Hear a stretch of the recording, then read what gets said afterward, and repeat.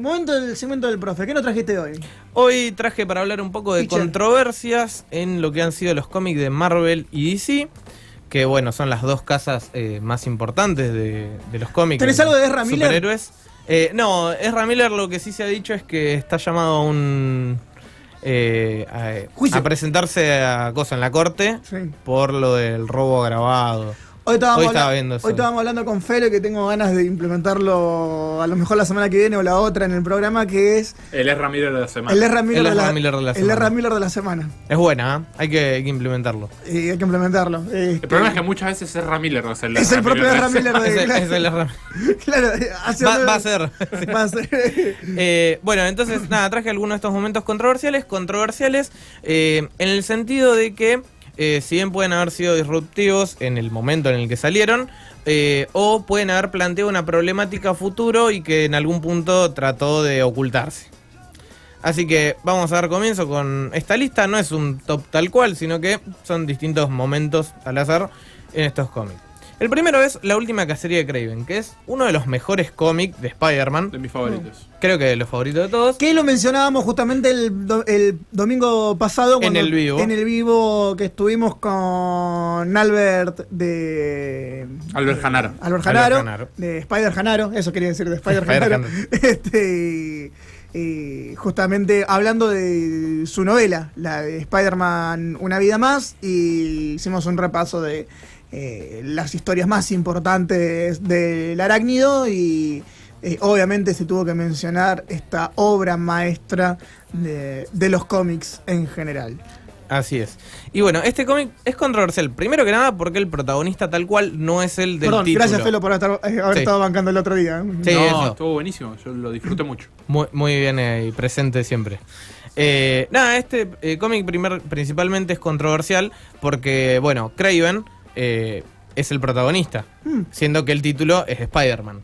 Esta historia, Kraven, al ser un gran cazador, lo que busca es atrapar a Spider-Man, demostrar que él puede ganarle, derrotarlo, matarlo, y a su vez terminar con su propia vida porque tiene un cáncer terminal. En ese punto es donde yo creo que hay una gran controversia. Hasta ese momento, el suicidio tal cual era un tema tabú. Creo que hoy en día sigue siendo un poco tema tabú, pero quizás se trata un poco más en la ficción. En ese momento, ver a un personaje tan icónico que a lo largo de 20 años había estado con el arácnido, suicidarse con una escopeta en la cabeza era bastante fuerte. Sí. Y el hecho de que las imágenes fuesen tan gráficas como las que podíamos ver ahí, resonaba un poco más. Recordemos que en los años 80 fue donde se empezó a romper con el Comic Authority Code y ahí los cómics empezaron a ser un poco a un público más adulto porque reconocían que aquellos niños que habían empezado en los 60 a leer cómics ahora ya eran personas grandes que querían leer un contenido un poco más maduro. Así que fue uno de los primeros que empezó a romper esa estructura establecida que había en los cómics. A continuación tenemos a Green Lantern Green Arrow, que es una de las portadas más famosas de la etapa de Denny O'Neil y Neil Adams, que es la que tenemos a Roy Harper inyectándose heroína y a Green Arrow gritando que mi Psychic es un drogadicto. Y hay una crítica que es muy interesante porque este cómic ya de por sí fue controversial desde sus comienzos. Green Arrow le reclama a Hal Jordan que al ser un héroe intergaláctico ya no se encuentra como atraído por los problemas de las personas comunes y entonces Gauntlet, uno de los enanitos azules guardianes de OA, le baja el poder al anillo de Linterna Verde para que pueda establecerse en la Tierra por un tiempo y acompañar a lo largo de Estados Unidos a Oliver Queen a tratar de resolver algunas problemáticas sociales que se estaban dando en ese momento. Hay un montón de críticas a lo que es el racismo, a las religiones, a las drogas, pero fue en un contexto en donde los cómics todavía no estaban hablando de estos temas y fueron bastante controversiales. Incluso esa portada salió todavía cuando existía el Comic Authority Code. Sí. Así que tuvo que ser aprobada para poder surgir esa historia. ¿Cuál era el problema? Que en ese tipo de historietas no se iban a abordar temas tan serios, pero lo hicieron excusándose obviamente en que era una forma de concientización.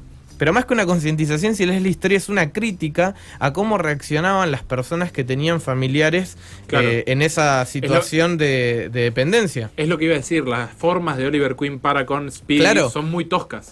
Es que él directamente lo echa, le dice, no, vos estás mal, en vez de apoyar a una persona que está sufriendo un problema, la drogadicción, se vuelve, en un momento incluso decís, che, como para un poco, Claro, Green ya. Arrow, te estás pasando, se supone que sos el héroe. Y bueno, ahí está Hal Jordan como para contener a su amigo y decirle, bueno, date cuenta que lo estás dejando solo y en una situación problemática va a agravarse todavía más. Creo que la crítica no va tanto en sí a las drogas, sino Al al actuar, entorno que se encuentra. ¿Cómo tenemos que actuar ante esa persona?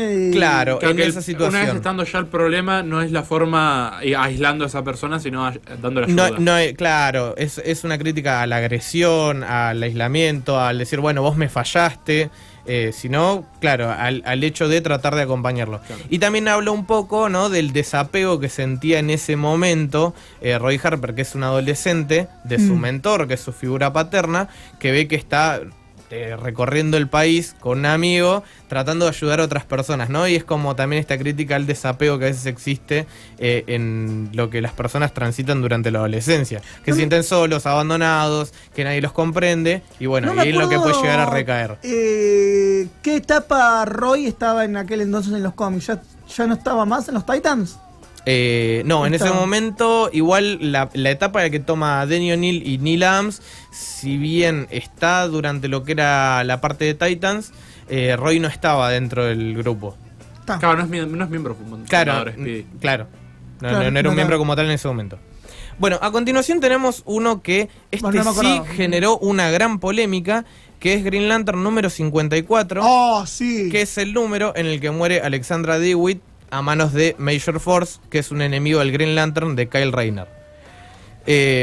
Primero que muere de una forma... Primero que nada, antes que nada, Kyle Rayner, el Green Lantern que no le importa a nadie. A mí me importa bastante.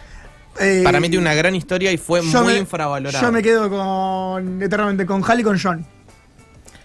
Es Pero- más, hasta me gusta más Jessica Cruz que... No comparto para nada. Aguante No, yo Kyle Rayner. tampoco, Kyle Rayner Es un gran Green Lantern, además de que al ser ilustrador tiene esta imaginación para hacer las Sí, bueno, creaciones. es lo que se No. dice muchas veces Eh, de Kyle Rayner y de los linternas verdes, que se define mucho su personalidad mediante sus creaciones. Claro. Las de Kyle Rayner siendo muy, muy definidas, si creaba un edificio estaba hasta la última tuerca, y de otros personajes como Hal Jordan que eran más desbordando poder. Claro. Las de Hal, y no me recuerdo en este momento las otras, pero eran así muy definidas por su personalidad. Claro, Kyle Rayner creo que es uno de los Green Lantern que trata como de mediar entre lo que es la situación que tiene como Green Lantern, su vida personal, además tiene más trasfondo, me parece que lo que eran las historias de Green Lantern hasta ese momento.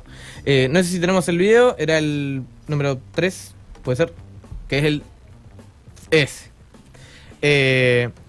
Tenemos el video acá. Hay imágenes muy fuertes en este cómic. Era una pareja muy buena, la de Alexandra DeWitt y Kyle Rayner, porque ella lo apoyaba en todo momento en lo que era su labor de héroe, era su motivación. Ella lo incitaba, por ejemplo, a hacer algunos cambios preestablecidos en lo que eran los Green Lantern Corps, como acá podemos ver el cambio de traje. Siempre fue su soporte, su anclaje, y además era una relación que verdaderamente cuando uno lo leía creía que había amor en esa pareja. Entonces fue bastante desgarrador ver en esas páginas cuando Major Force la asesina de una manera brutal mientras Kyle Rayner está salvando al mundo y no hace nada porque está justamente ayudando a otras personas, que es lo que le genera una gran culpa.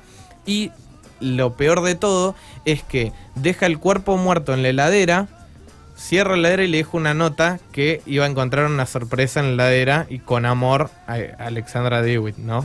Cuando abre la heladera se encuentra con el cuerpo de su novia fallecida. ¿Qué generó esto? Esto generó lo que se conoce como la novia en el refrigerador.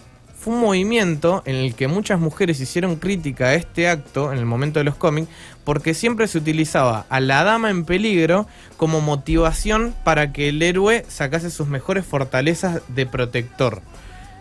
A ver si me explico. Pasó en Spider-Man con Gwen Stacy, en el momento en el que muere, en donde eso le da toda la ira a Peter Parker para poder ir y enfrentarse al Green Goblin y matarlo. En este momento, los cómics de Green Lantern no estaban vendiendo tanto y dijeron, bueno, necesitamos un punto crucial. Un efecto Gwen. Claro, para darle esa vuelta al personaje y además darle una motivación más, porque era poco creíble que un tipo que no tuviese problemas, no tuviese ningún motivo por el cual ser un héroe, sea un héroe. Entonces dijeron, bueno, ¿cuál va a ser su motivación? Que le hayan matado a la mujer. Y bueno, a partir de esto se empezó a hacer como una crítica de que la mujer, en vez de tener sus propias historias o que haya motivaciones un poco más realistas, siempre sea el punto de inflexión la debilidad y la fragilidad de las mujeres. Que me parece un punto bastante acertado y que hoy en día se le logra dar mayor importancia a otro tipo de tramas que no sea solo que hay una mujer en peligro. Totalmente de acuerdo, totalmente de acuerdo. Y esa es una de las cosas que yo siempre, volviendo al tema Spider-Man y enlazo con Gwen, yo veo siempre superior a el personaje de Gwen Stacy en The Amazing Spider-Man a lo que hizo Mary Jane en la trilogía de Raimi, que Mary Jane era siempre la damisela en peligro y no hacía nada. Y la verdad era un adorno. Es un recurso malo, desaprovecha un personaje. Y Gwen, en las dos películas de The Amazing, es muy independiente. Claro. Ayuda y es clave para la resolución del problema. Sí. Claro. Bueno, pero... O sea, es un personaje igual de importante que el héroe. El recurso está bueno cuando es bien utilizado o cuando es pocas veces. Lo que pasaba en esa época es que se usaba mucho. Era la dama en peligro es el punto clave del héroe. Es el que le da fortaleza, el que salga como su efecto protector y no tiene mucho sentido, la verdad, si uno se pone a pensarlo. Así que nada, por eso ese fue bastante polémico en su momento. El siguiente es terrible, diría yo. Es el de Green Lantern con Aricia, de los Green Lantern Corps. Sí. Aricia es un personaje que se une a los Green Lantern Corps cuando apenas tiene 13 años de edad y se enamora de Hal Jordan. Entonces uno diría, ya empieza a ponerse complicada la cosa, ¿no? Bueno, se pone complicada. ¿Por qué? Ella se enamora de él y él la rechaza porque le dice, no, sos menor de edad, tenés 13 años. Resulta que a partir de los poderes del anillo, desarrolla su cuerpo al de una mayor de edad, teniendo todavía 13 años, claro, y Hal Jordan dice, nada. bueno, a la mierda, vamos a meterle para adelante. Como si cambiase algo en la mentalidad de la otra persona. No. Incluso igual algo muy loco es que en el cómic es criticado por sus compañeros del Green Lantern Corps de hecho, y le dicen, che, sigue teniendo 13 años. Es como si Shazam saliera con Wonder Woman. Claro. Es Billy Batson, es un nene. Aparte, no me acuerdo qué número de historia, qué historia es, pero hay una en la que tienen una misión, Lobo, Supergirl y Oliver. Sí. Oliver creo que era, no me acuerdo qué Flash era, o si era en Impulse, no me acuerdo. Que tienen una aventura en el espacio y hay ahí como un... ¿El de los libros de los Eternos? Que tienen que buscar el libro de los Eternos. Creo que sí. Están con Superboy. Con Superboy está. Ahí está, con Superboy, sí. Hay como un comentario ahí con Supergirl y demás. Que Oliver dice, internamente dice, no, Oli, no sos Hal. Claro. Bueno, está siempre que quedó como el estigma de que Hal Jordan era un pedófilo, que obviamente DC a lo largo de los años ha tratado de ocultar este tipo de historias que se daban en esa época, que bueno, lamentablemente de alguna forma terminaban casi normalizando, como diciendo, bueno, pero si el cuerpo de la persona está desarrollado, vale todo. No tiene creo que claro, Jordan católico. Da un mensaje totalmente erróneo y bueno, lo bueno al menos rescato que en el momento en el que se creó, alguien en algún punto dijo, che, esto está mal, y al menos los compañeros Hal Jordan le dijeron, esto está mal. Lo loco de todo es que en un momento ella pierde los poderes de Green Lantern, el anillo de ella es destruido, y empieza a volver a su forma de 13 años y por eso se separan. No hay otra, o sea, en ningún momento él se rescata de lo que está haciendo mal. Sí. Cual es terrible y obviamente controversial. Y bueno, por último tenemos el número 200 de Los Vengadores. ¿Qué es lo que sucede cuando un guión está escrito por una persona que consumió muchísima cocaína? Bueno, claramente sale lo de Avenger número 200 porque es muy loco, es grotesco, es incestuoso. Es como el meme de gozo. ¿Qué sucede cuando claro. una historia está pura y exclusivamente impulsada por la cocaína? Es esto. Es el número 200.